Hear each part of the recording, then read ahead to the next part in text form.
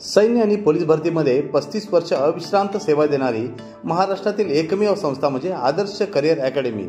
तब्बल 22,000हून अधिक यशस्वी विद्यार्थी इयत्ता 8वी ते 12वी साठी विशेष तयारी वर्ग, स्वतंत्र अभ्यासिका, अनुभवी शिक्षक, मुलींसाठी स्वतंत्र राहण्याची सोय।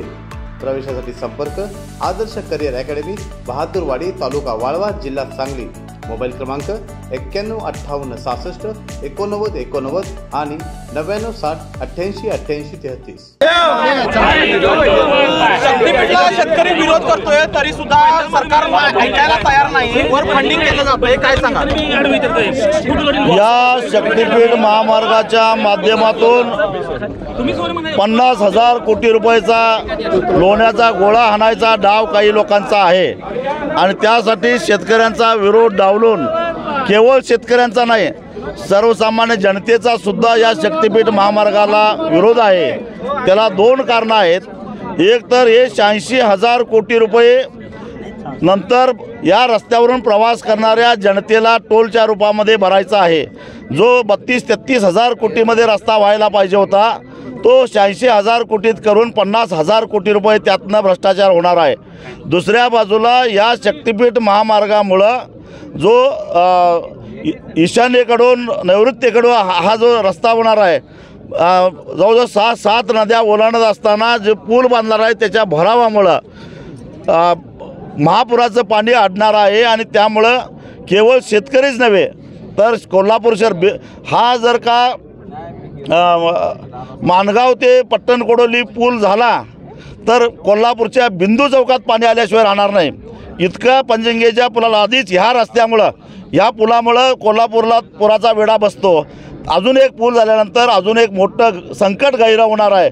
त्यामुळं इचलकरंजी शहर असेल, कोल्हापूर शहर असेल किंवा ज्यांचा शेतीशी संबंध नाही पण गावाबाहेर जे काही घरं बांधून राहतात धाब्याची घरं, त्या सगळ्यांना पुराला तोंड द्यावं लागणार आहे आणि म्हणून जनतेचा या शक्तीपीठाला विरोध आहे। रोज शेतकरी आत्महत्या करतायत, त्याला आधारभूत किंमत मिळत नाही, मात्र सरकारकडे रस्त्यासाठी पैसे आहेत। माझी देवेंद्र फडणवीसांना एकच विनंती आहे, त्यांनी जरा माहिती घ्यावी। नांदेडपासून रत्नागिरीपर्यंत कोल्हापूरपर्यंत जो राष्ट्रीय महामार्ग झाला 4 पदरी, तो केवळ 600 किलोमीटर रस्ता 12,000 कोटीमध्ये झाला 4 पदरी। मग याला 86,000 कोटी का, या प्रश्नाचं उत्तर त्यांनी द्यावं। दुसरी गोष्ट, हा रस्ता जो आहे त्याच्यावर 60 किलोमीटरला एक टोल आहे। एका टोलवर दररोज 40 लाख रुपये गल्ला गोळा का झाला पाहिजे, पण तिथं 8 ते 9 लाख रुपये गोळा होतो।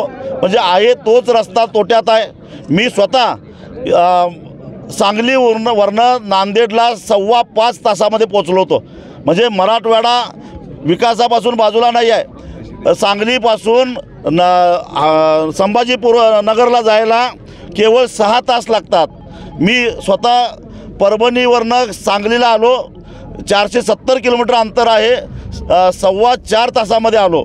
म्हणजे मराठवाडा आत्ताही वेगवान रस्त्यानं पश्चिम महाराष्ट्राला जोडलेला आहे, नवीन काय करायची गरज नाही। त्यासाठी हा रस्ता करून त्याच्याऐवजी हे जे 86,000 कोटी आहेत ते शेतकऱ्यांच्या कर्जमाफीला वापरा। 2 वेळा शेतकऱ्यांचं कर्ज माफ होईल, एवढा हा मोठा पैसा आहे।